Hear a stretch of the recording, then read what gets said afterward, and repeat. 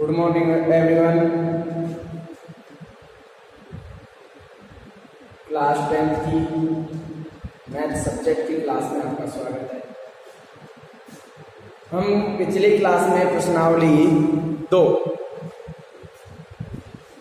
की विविध माला को हम हल कर रहे थे, जिसमें से हमने कल पूरे प्रश्न हल कर लिए थे, लेकिन कुछ तकनीकी कारणों से आप तक यह विविध प्रश्नावली के पूरे सवाल नहीं पहुंच पाए। 1-2 सवाल रह गए, तो पहले उनको देखेंगे, इसके बाद अगले प्रश्नावली की। तो प्रश्नावली हम 2 पॉइंट और विविध प्रश्नावली का पहले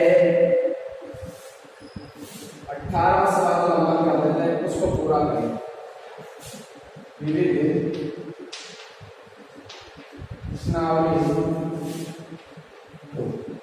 फिर प्रश्नावली 2 का 18वां सवाल हल करेंगे। इसके बाद हम अगले प्रश्नावली 3 पढ़ेंगे। तो हमें दे रहा है कि आयताकार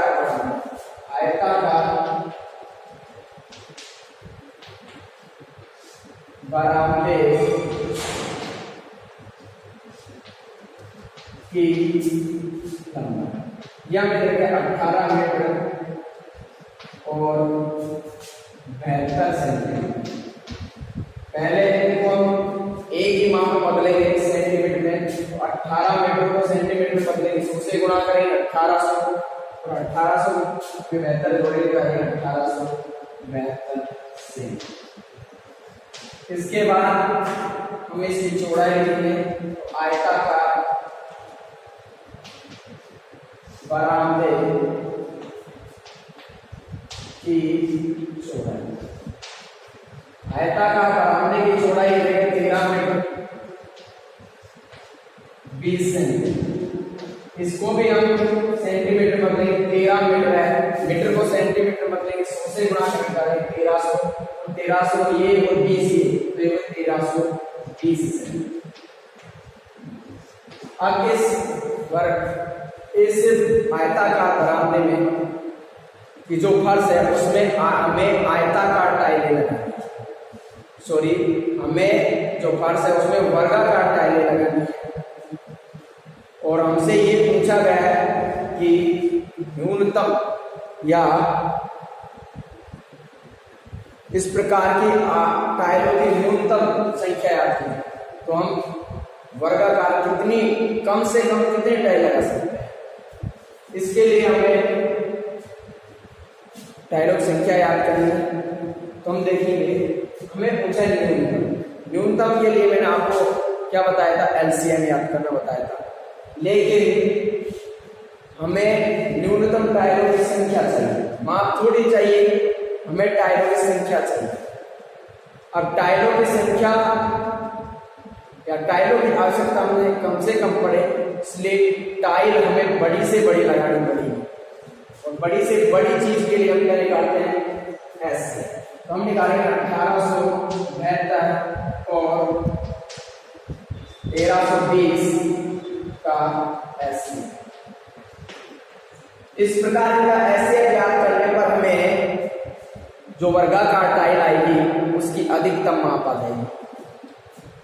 तो हम लिखेंगे यूक्लिड विभाजन प्रमेय का, यूक्लिड विभाजन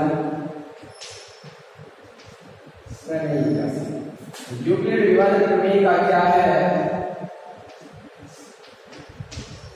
इसके लिए हम लिखेंगे a बराबर b गुणा q प्लस r, जहां r का मान 0 या 0 से बड़ा होता है लेकिन छोटा होता है इससे 20। बड़ी संख्या हमारे लिए a का मान होती है बराबर छोटी संख्या हमारे पास b का मान। इसका भाग इसमें नहीं है, भाग जाएगा 1 बार, हमारे पास शेष पर बचेगा 500। जब तक भाग में है तब तक 0 नहीं है, r का मान 0 नहीं आया, शेष पर 0 नहीं है, फिर भाग इसमें भाग देते उसका काम खत्म। अब ये संख्या में भाग 1320 में भाग देंगे, जो शेष पर बचा है उसका 552 का भाग मैंने दिया, भाग गया 2 बार, शेष पर हमारे पास बच जाएगा कितना, 216। r का मान अभी भी 0 नहीं आया, फिर हम अब इसमें भाग इसका काम खत्म, 552 में भाग देंगे, 552 भाग देंगे किसके 216, 216 का भाग दिया हमने, भाग गया एक बार, शेष पर हमारे पास क्या बचेगा, हमारे पास बच जाएगा 6 और हमारे पास है कितना बच जाएगा 4,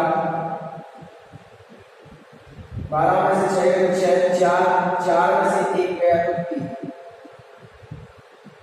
भाग जाएगा, सॉरी भाग 2 बन जाएगा, भाग 2 बन जाएगा तो जाएगा 432, 500, हमारे पास बचेगा 100, हमारे पास क्या बचेगा, भाग 2 बन जाएगा, शेष फल हमारे पास बच जाएगा क्या 120। आर का मान तो अभी भी 0 नहीं, आर नॉट इक्वल 0। आगे क्या करेंगे हम, तो फिर अब भाग दें, इसका काम खत्म हो गया, 216 में भाग दें 120, 216 है भाग दिया 120 का, भाग जाएगा एक बार और हमारे पास शेष में बचेगा 6। आर का मान अभी भी 0 नहीं आया, इसका काम खत्म, 120 में भाग देंगे, इसका शेष पर 96 भाग देंगे, भाग जाएगा एक बार, शेष पर हमारे पास बच जाएगा 24। आर का मान अभी भी 0 नहीं आया, अब इसमें भाग दे दिया था, अगले संख्या में भाग देंगे 96 में भाग दिया हमने इसका 24 का, तो 24 और 96 शेष में बचेगा। आर बराबर 0 आ गया, तो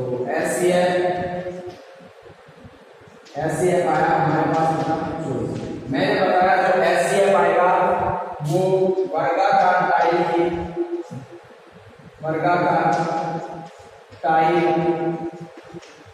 की अधिकतम भुजा रहेगी, अधिकतम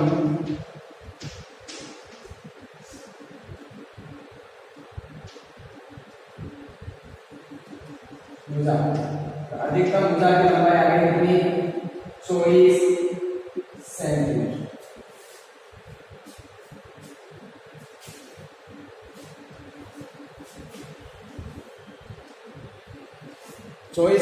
आया,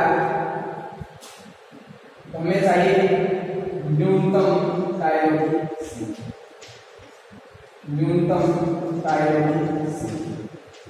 की न्यूनतम संख्या याद करने के लिए हम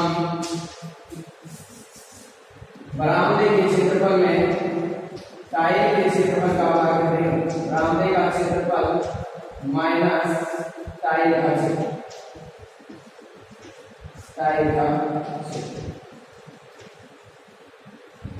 बरामदा आयत के आकार का, बरामदे का क्षेत्रफल क्या आएगा, लंबाई गुणा चौड़ाई 1872 गुणा 1320 बटे वर्गाकार टाइल का क्षेत्रफल, वर्ग के आकार के तो वर्ग का क्षेत्रफल भुजा स्क्वायर, तो भुजा कितनी आ गई 24 स्क्वायर कितनी आ गई 2, इससे काटेंगे 24 को जो 120, 24 को जो 120, 24 से काटेंगे 24 8 168, 24 8 178 गुणा 78 गुणा 55 करेंगे तो आ गया 840 और 35 से 40 यानी हमारे पास 42 को लिख है। तो इस प्रकार हमें न्यूनतम टाइलों की संख्या कितनी चाहिए,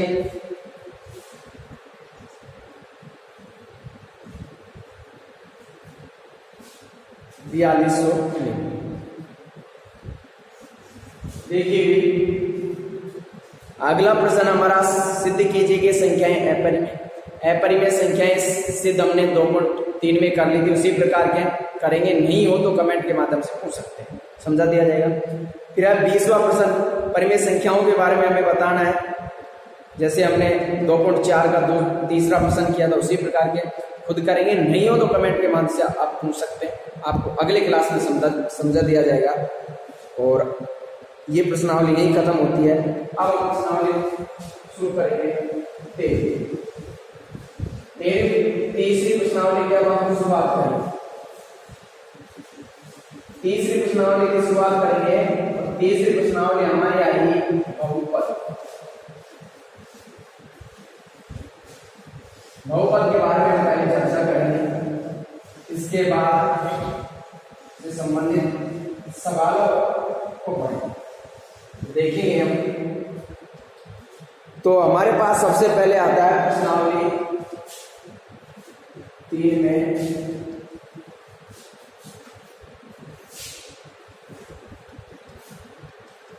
प्रश्नावली 3 और तीसरी प्रश्नावली हमारे पास बहुपद अर्थात पॉलिनोमियल। कौन सी है? पॉलिनोमियल। तो हम देखेंगे सबसे पहले हमारे पास आता है बहुपद किसे कहते हैं, बहुपद होता क्या है। तो सबसे पहले बहुपद के बारे में पढ़ेंगे कि बहुपद होता क्या है, किसे कहते हैं। एक बार सुनेंगे, इसके बाद ऐसे बीजीय व्यंजक जिनमें चर पद की घात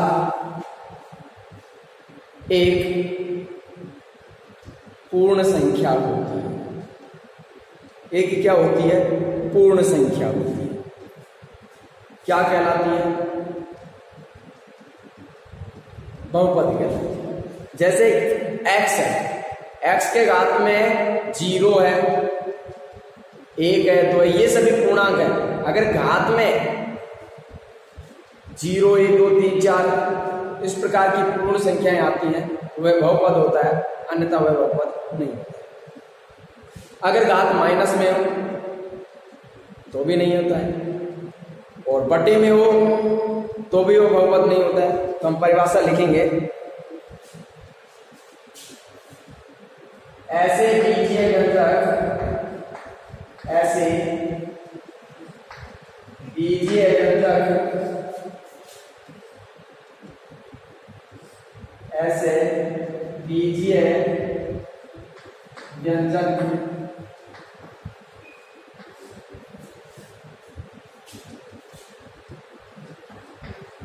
जिनमें या जिनके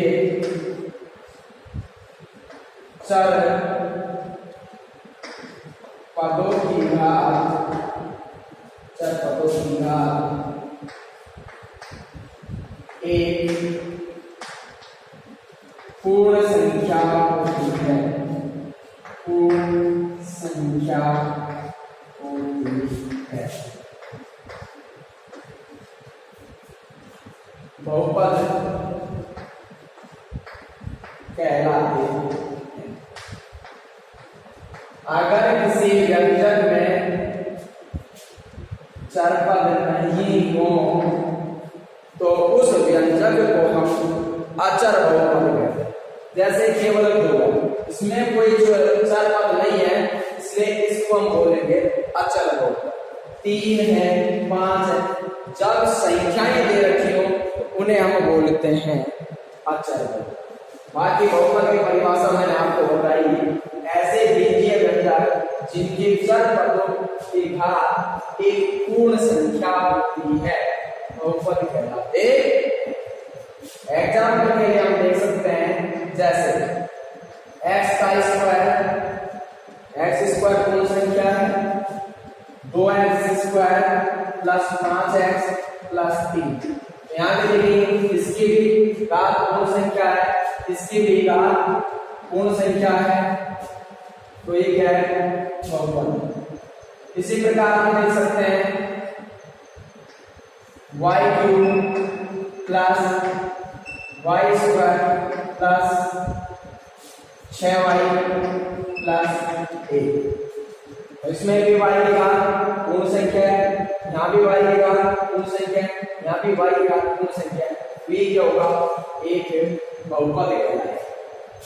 बहुपद क्या नहीं होगा? जैसे लगेगा x की घात -2 प्लस 3, क्योंकि यहाँ पर x की जो घात है वो पूर्ण संख्या नहीं है। जब पूर्ण संख्या नहीं है तो वह बहुपद नहीं हो सकता। आगे हमने दिया x की घात 2/3 प्लस 8, तो यहाँ पर भी x की घात एक पूर्ण संख्या नहीं है, इसलिए ये भी बहुपद नहीं हो सकता। जैसे एक्स स्क्वायर प्लस एक्स की घात 4/3 प्लस 7। यहाँ तो पूर्ण संख्या है लेकिन यहाँ नहीं है।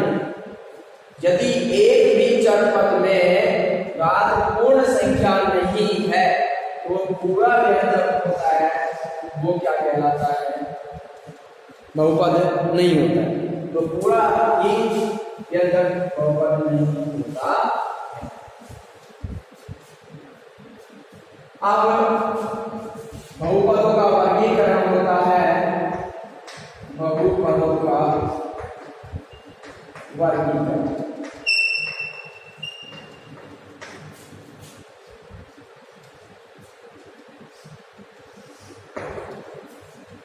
बहुपद को दो प्रकार से विभाजित किया गया है।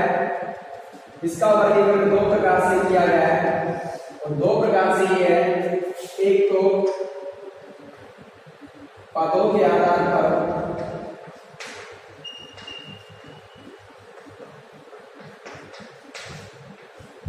और एक घातों के आधार पर।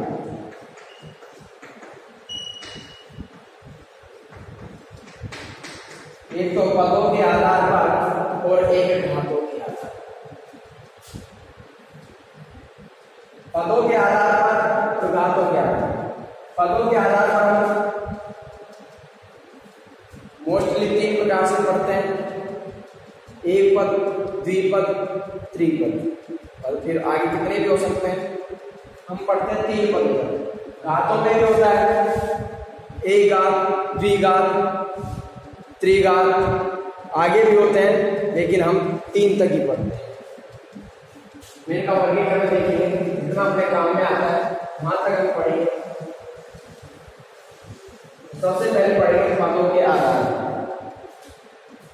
पदों के आधार, पदों के आधार पर बहुपद ये होता है एक पदी, द्विपदी और एक होता है त्रिपदी। हम यहां तक ही पढ़ेंगे। ऐसे बहुपद जिनमें केवल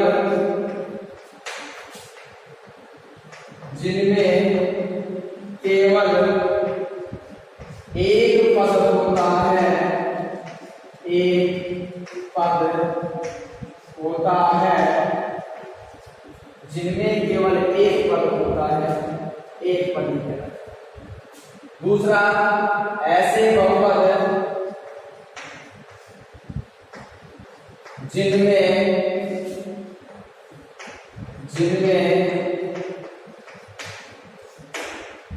दो पद होते हैं।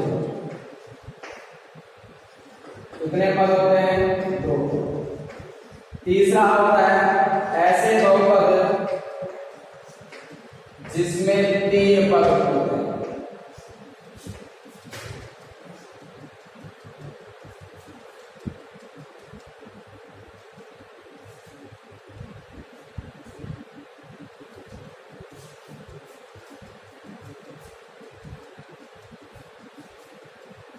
जिनमें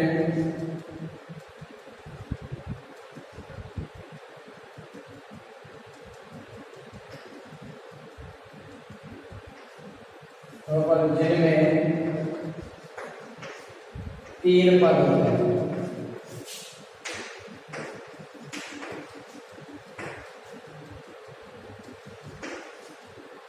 त्रिपदी का। फिर आता हमारे पास घातों के आधार। घातों के आधार पर मोस्टली हम तीन प्रकार ही पढ़ेंगे। पहला होता है रैखिक बहुपद।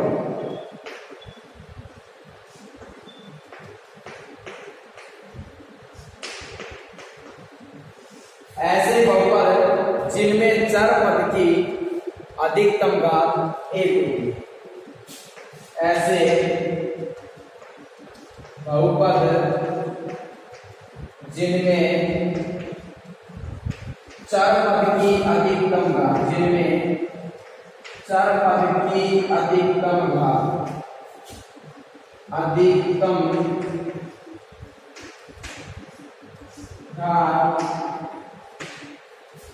एक होगी।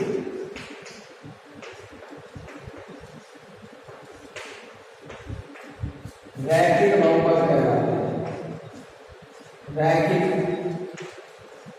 बहुपद कहलाते हैं। इसके बाद आता है द्विघाती बहुपद। ऐसे बहुपद, एग्जाम्पल में सभी का एक साथ बताऊंगा। ऐसे बहुपद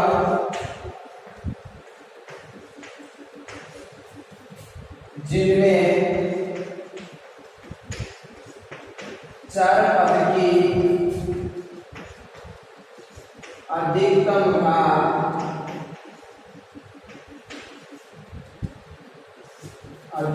घात दो होगी।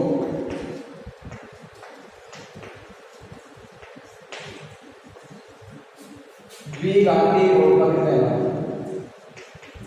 द्विघाती बहुपद कहलाती है। इसके बाद आता है त्रिघाती बहुपद। ऐसे बहुपद जिनमें ऐसे बहुपद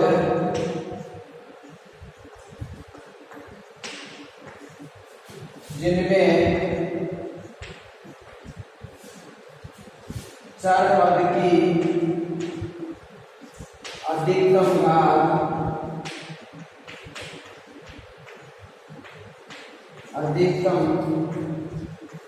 घात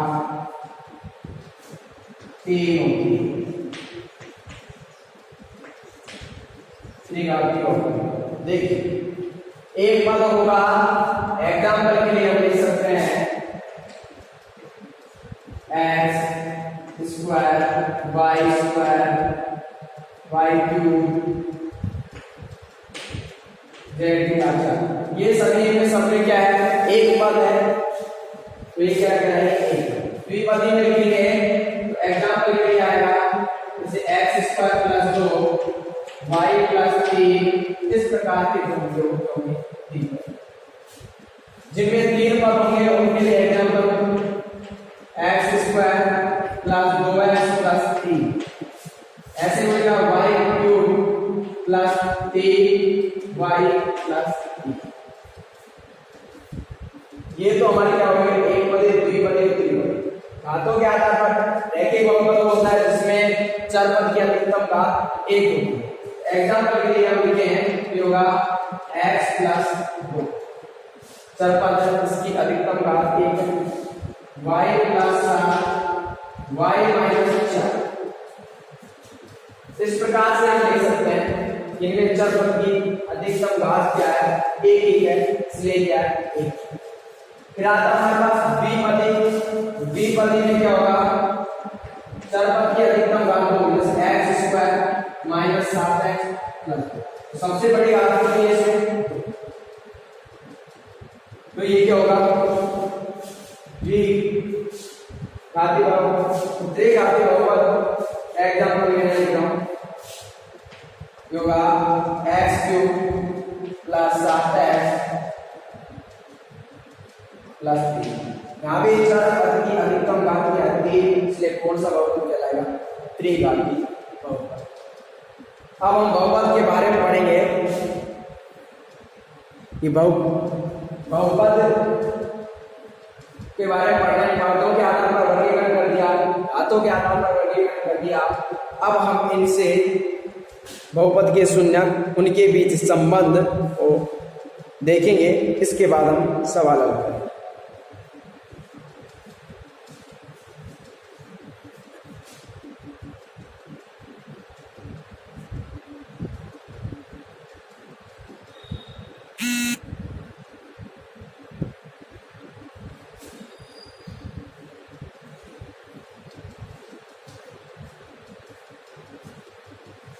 तो हम पढ़ेंगे अब बहुपद के शून्य।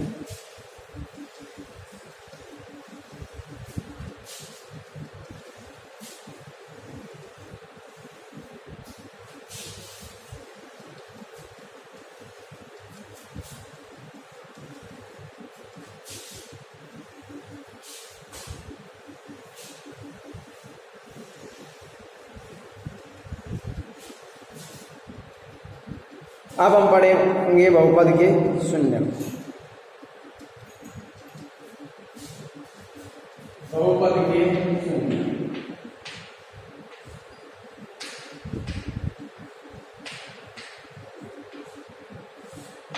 तो देखिए बहुपद के शून्य, बहुपद में उपस्थित चर का वह मान, वह संख्यात्मक मान, वह मान या संख्यात्मक मान या मान जिससे पूरे बहुपद का मान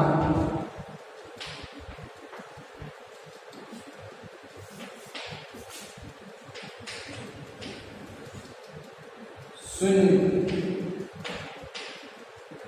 हो जाए।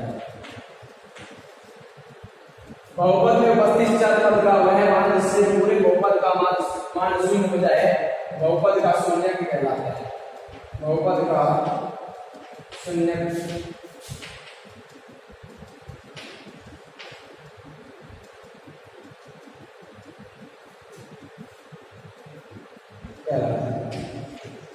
अब बहुपद के शून्य एक या एक से अधिक हो सकते हैं। अब हमारे पास शून्यांकों के गुणांकों के बीच संबंध पढ़ेंगे। तो सबसे पहले पढ़ेंगे द्विघाती बहुपदों के गुणांकों और शून्यांक, बहुपदों के शून्यांकों और गुणांकों के मध्य संबंध, ये हम पढ़ेंगे। तो ये बात सुनिए, शून्य कैसे आएगा? जैसे हमारे पास है एक्स स्क्वायर माइनस 25। यहाँ x का मान ऐसा होना चाहिए जिससे इसका मान क्या होता है? 0। तो x बराबर 5 ले लीजिए। 5 लेकर हम करें तो 5 का मान 5 का स्क्वायर माइनस 25। आगे करें 5 का स्क्वायर करें 25 और 25 में से माइनस 25। 5 का स्क्वायर 25 माइनस का माइनस 25 घटाएं क्या देगा? 0। 25 में से 25 घटाएं तो क्या आ गया? 0। अब x का मान हमने 5 रखा, दरअसल x है जिसका मान हमने क्या रखा? 5। और 5 रखने पर इस पूरे बहुपद का मान क्या आ गया? 0 आ गया। तो 5 इस बहुपद का क्या होगा? शून्य। तो सबसे पहले आएगा शून्यांकों का योग। इसमें बहुपद लिख देता हूं, द्विघाती x square plus 2x plus 3। सबसे पहले शून्यांकों का योग, शून्यांकों का योग। मान लीजिए द्विघाती बहुपद है तो अधिकतम इसके 2 बहुपद हो सकते हैं, 2 शून्यक हो सकते हैं, सॉरी 2 शून्यक हो सकते हैं। अब उन दोनों शून्यकों को हम कुछ भी मान सकते हैं। अब यहां पर सूत्र हमारा आएगा -b/a। इसका वास्तविक रूप हम लिखेंगे होता है ax² plus bx plus c। ये द्विघाती बहुपद होता है। ये मानक रूप इसका होता है द्विघाती बहुपद का ये मान द्विघाती बहुपद का मान द्विघाती बहुपद का मान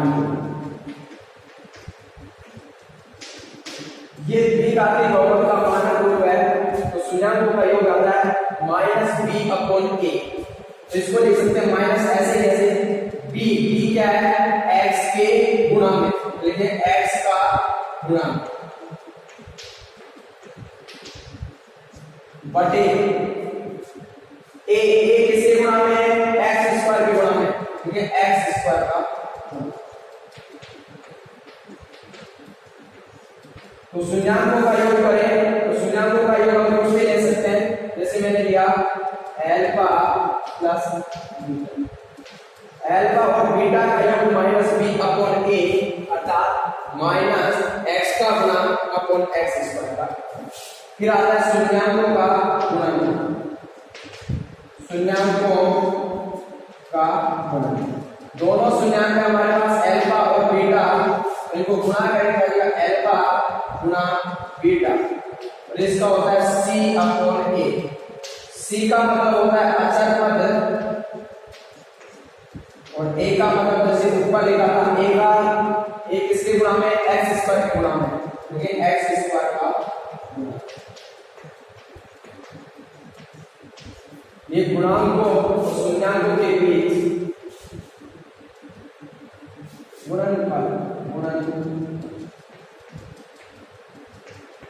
शून्याङ्कों और गुणांकों के मध्य संबंध हो गया। अब इससे संबंधित हम सवालों को हल करेंगे।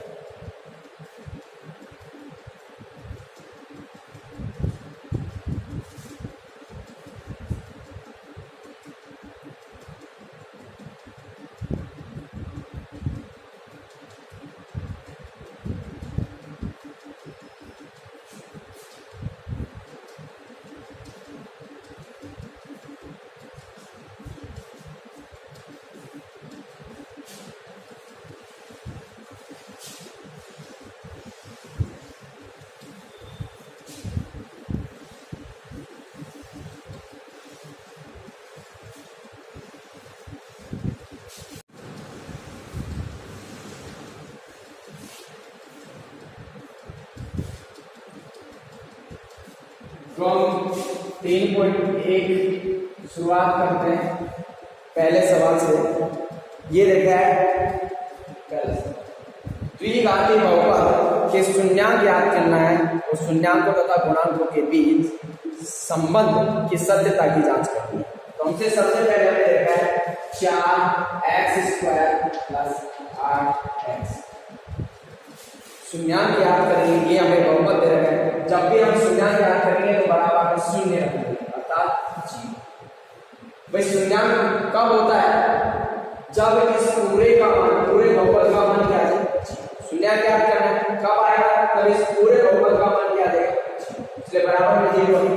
यहाँ से हम कॉमन ले सकते हैं, कॉमन आएगा हमारे पास कितना? 4।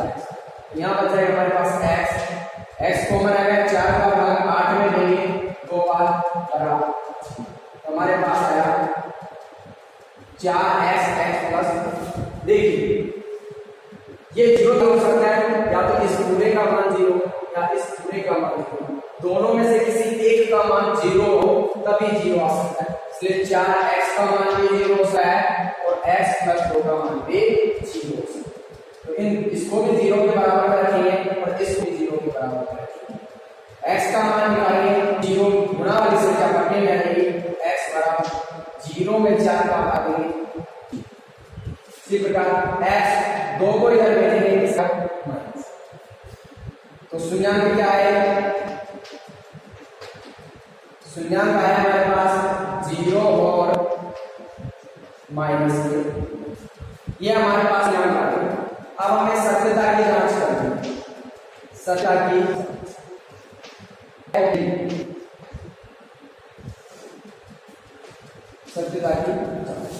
सत्यता की जांच के लिए 2 सूत्र भी मैंने बताए। पहला था शून्याङ्कों का योग,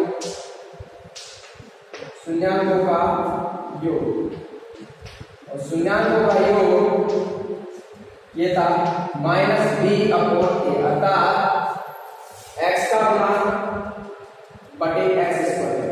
शून्यांकों का योग करेंगे, दोनों शून्यांक दे रहे हैं 0 प्लस योग करा प्लस माइनस के लिए दोनों को मैंने जोड़ दिया बराबर माइनस ऐसे कैसे b का गुणा b का मतलब x का गुणा कितना है 8 बटे a का मतलब था x स्क्वायर का गुणा हमारे पास कितना है 4। 0 में माइनस 2 जोड़ेंगे माइनस में 2, यहाँ माइनस ऐसे कैसे 8 में 4 का भाग में 2, यहाँ तो हमारे पास क्या मान आ रहा है सही आ रहा है, इसका मतलब ये शून्यांक सही है। अब हम निकालेंगे शून्यांकों का गुणन,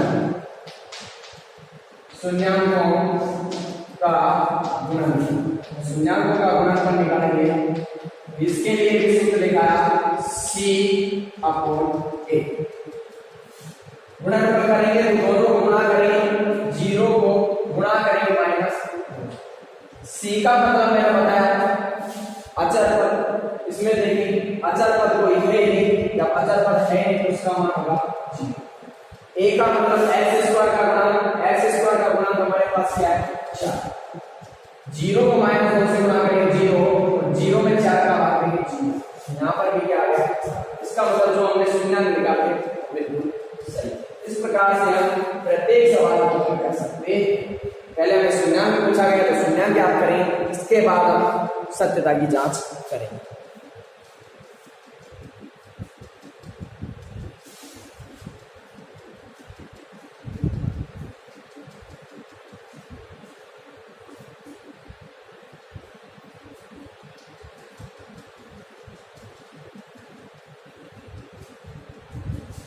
इसी प्रकार अगला सवाल देखते हैं दूसरा। सत्यता की जांच के लिए हमेशा ये सूत्र काम आएंगे, ऐसे कैसे छोड़ देते हैं। तो दूसरा सवाल हमारे पास पहले का दूसरा क्या है 4x square minus 4x plus a बराबर शून्यांक याद करना तो बराबर में क्या रखेंगे गुणनफल करेंगे 4x स्क्वायर। ऐसे दो संख्याएं देखेंगे, इन्हें गुणा करने पर 4x जोड़ने घटाने पर 4, इस पहले इससे गुणा करेंगे 4x स्क्वायर। ऐसी दो संख्या जिन्हें गुणा करने पर 4x स्क्वायर जोड़े घटाने पर माइनस 4x, तो हम लिख सकते हैं 2x माइनस 2x प्लस इसके हमने गुणनफल करेंगे बराबर में हमारे पास है 0। यहाँ से क्या कॉमन हो सकता है 2x कॉमन आएगा तो यहाँ हो जाएगा 2x माइनस 2x में 2x का भाग में 1 माइनस ऐसे यहाँ से कोई चीज समान नहीं है तो x 1 ले लेंगे, यहाँ बचेगा कोष्टक से बाहर माइनस का चिन्ह होने पर अगला आने वाले जितने भी चिन्ह होते हैं सभी बदल जाते हैं, प्लस का है किसका हो जाएगा माइनस बराबर। ऐसी स्थिति में दोनों कोष्टक हमारे पास समान आने चाहिए, अगर समान नहीं आ रहे इसका मतलब गुणनफल हमने सही नहीं किया, तो हमारे पास आ जाएगा 2x माइनस 1। इसको फिर से मान लिया कॉमन लेने पर यहाँ बच गया 2x, यहाँ बच गया माइनस का बराबर 0। दोनों के बराबर हम 0 रख सकते हैं तो x माइनस बराबर इसके बराबर में 0 रखा और इसके बराबर में 0। हम मान निकालेंगे क्या आ जाएगा 2x 1 को जगह किसको हो गया प्लस x मान निकालने के लिए 1 बटे। इसी प्रकार 2x 1 को जगह प्लस का और x का मान निकालने के लिए 1, तो शून्यांक हमारे पास 1/2 और 1/2 दोनों समान आए। अब हमें करना है सत्यता के लिए शून्यांकों का योग अर्थात दोनों को जोड़ें 1/2 प्लस 1/2 माइनस b का मतलब x का गुणन क्या है चिन्ह सही माइनस के 4 a का मतलब x स्क्वायर का गुणन x स्क्वायर 1/2 का होता है आधा, तो आधा कितना हो गया 1/2 को जोड़ने पर आता है 1 माइनस माइनस प्लस 4 में 4 का भाग में 1, अर्थात दोनों मान क्या गए समान। अब शून्यांकों का गुणनफल देखेंगे तो हम दोनों संख्याओं को क्या करेंगे गुणा 1/2 गुणा 1/2 बराबर सी का मान हमें क्या है अचर पद हमारे पास क्या है बटे ए का मतलब एक्स स्क्वायर का गुणा करने कितना देखा है 4 गुणा करेंगे एक को एक से गुणा करेंगे एक दो को दो से गुणा करेंगे 4 बराबर में क्या है 1/4। तो इस प्रकार हमने जो शून्य की आप करते वो भी क्या है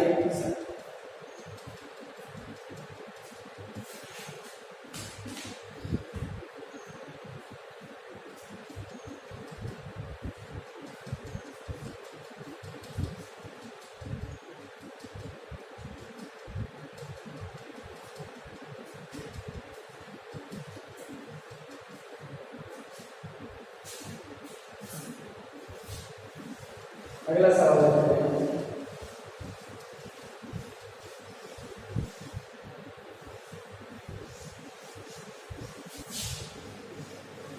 देखिए इसका तीसरा सवाल खुद करेंगे। चौथा सवाल बताना पहले का चौथा हमारे पास ही है एक्स स्क्वायर माइनस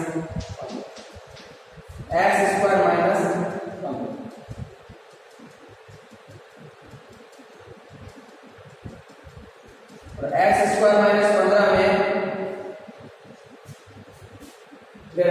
शून्य क्या करने के लिए बराबर क्या करेंगे एक्स स्क्वायर 15 को रखेंगे प्लस का हो जाएगा एक्स स्क्वायर हटाएंगे तो अंडर रूट लगाएंगे और अंडर रूट लगाने से पहले हम लगाते हैं +4 तो हमारे पास आया x बराबर 1 तो प्लस का अंडर रूट 15 और 1 आया हमारे पास x बराबर माइनस के अंडर रूट के बाहर आए तो शून्यांक हमारे पास क्या है शून्यांक हमारे पास है अंडर रूट 15 और माइनस अंडर रूट सत्यता की जांच करेंगे शून्याङ्कों का योग करेंगे दोनों को जोड़ेंगे अंडर रूट 15 प्लस माइनस के अंडर रूट दोनों को जोड़ा यहाँ माइनस ऐसे ही जैसे p का मतलब होता है x का गुणा और x को खुद ही नहीं है गुणा में कहां से आएगा x वाला कोई पद है उसका मान हो जाएगा 0 बटे a का मतलब आता है x स्क्वायर का गुणा क्या होगा ठीक क्या जाएगा अंडर रूट 15 है प्लस माइनस अंडर रूट 15 0 में 1 का भाग है 0 और अंडर रूट 15 में से अंडर रूट 15 घटाएंगे 0 बराबर में क्या है 0। इसके बाद हम करेंगे शून्याङ्कों का शून्याङ्क हमारे पास क्या रहेगा अंडर रूट 15 गुणा माइनस के अंडर रूट दोनों को गुणा किया c का मान रखेंगे c का मतलब अचर पद क्या है हमारे पास माइनस के 15 a का मतलब x स्क्वायर का गुणा x स्क्वायर का कोई संख्या नहीं है तो क्या आ जाएगा गुणा करेंगे अंडर रूट 15 से गुणा करेंगे 15 माइनस का माइनस 15 में 1 का भाग है माइनस के यहाँ भी मान समान है इस प्रकार हमारे पास जो शून्याङ्क आए थे वो क्या थे सही। इस तरीके से हम इनके शून्याङ्क याद कर सकते हैं। एक सवाल और 5 मैं आपको बता देता हूं इसी का 5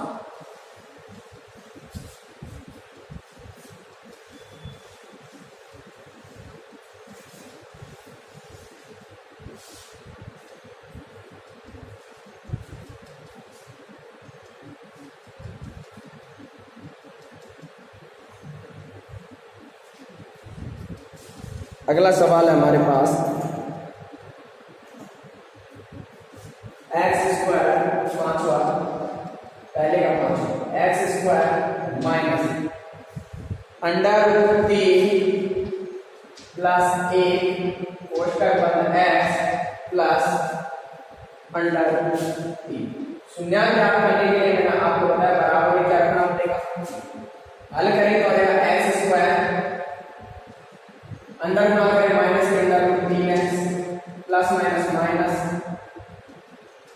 एक को x से गुणा करेंगे x और प्लस अंडर रूट 3 बराबर मैंने बताया अंडर रूट के बाहर यदि माइनस का चिन्ह अंदर के सभी चिन्ह बदल गया ये चिन्ह बदल गया किससे हो गया x को अंडर रूट 3 से गुणा करें रूट 3x ये इसके कारण बदल गया, x को 1 से गुणा करेंगे, x ये ऐसे, यहाँ से हम कॉमन लेंगे तो कॉमन आएगा हमारे पास x, यहाँ बचेगा x माइनस यहाँ बचेगा अंडर रूट का माइनस भी ऐसे कैसे, यहाँ से कोई कॉमन नहीं आया तो आ जाएगा 1, यहाँ बचेगा। मैंने फिर बताया कि कोष्टक के बाद माइनस का चिन्ह है तो अंदर वाला चिन्ह बदल जाएगा, प्लस का किस हो जाएगा माइनस, अंडर रूट भी ऐसे बराबर, दोनों कोष्टक समान आने चाहिए। यहाँ पर आ भी गए लेकिन उनको कॉमन ले लेंगे, कॉमन ले लिया तो यहाँ बच गया x, यहाँ बच गया माइनस, दोनों के बराबर 0 रखेंगे, 0 रखेंगे तो जाएगा x माइनस अंडर रूट 3 बराबर 0 और x माइनस 1 बराबर, हल करेंगे तो जाएगा x अंडर रूट 3 को जब देखेंगे प्लस का, 1 को जब देखेंगे इसका प्लस, शून्य क्या क्या आया हमारे पास अंडर रूट 3 और 1। अब हम करेंगे सत्य शून्यांकों का योग करेंगे, शून्यांकों का योग करेंगे तो हमारे पास क्या आएगा अंडर रूट 3 और प्लस 3, दोनों को योग कर लिया, माइनस ऐसे कैसे b का मतलब x का गुणा और x का गुणा ये पूरा है माइनस सही, minus under root 3 plus 1 minus under root 3 plus 1 बटे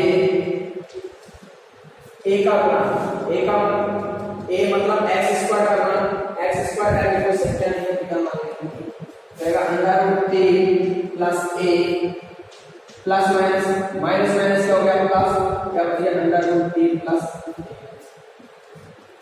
अब हम करेंगे गुणनफल की सत्यता की जांच, गुणनफल करेंगे तो दोनों को गुणा करेंगे, अंडर रूट 3 को x बराबर c का मतलब अचर पद क्या दे रखा है अंडर रूट 3 बटे a का मतलब हमें क्या दे रखा है x स्क्वायर का गुणा क्या होगा 1, अंडर रूट 3 को 1 से गुणा करेंगे अंडर रूट 3 और ये अंडर रूट 3 में 1 का भाग करेंगे अंडर रूट 3, यहाँ भी दिया गया।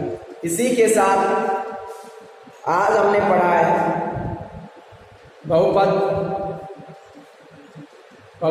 का वर्गीकरण पदों के आधार पर और घातों के आधार पर। इसके बाद हमने पढ़े बहुपद के शून्यक, इसके बाद हमने पढ़े बहुपद के द्विघाती बहुपद के शून्यांकों और गुणांकों के मध्य संबंध से संबंधित। इसके बाद हमने 3.1 और 3.1 का पहला जो सवाल था उसमें कहा गया था कि निम्नलिखित बहुपदों के शून्य ज्ञात कीजिए और शून्य ज्ञात करने के बाद इनकी सत्यता की जांच कीजिए। तो हमने शून्य ज्ञात किए सभी में और सत्यता की जांच की, इसके साथ हमने पहला सवाल हल कर लिया है। आगे के सवाल हम कल पढ़ेंगे, आज के लिए इतना ही काफी।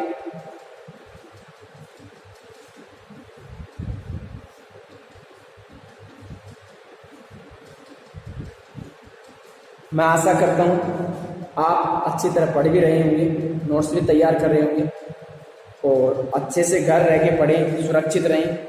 आज के लिए हम इतना ही पढ़ेंगे, आगे की चर्चा करेंगे कल। जय हिंद, जय भारत।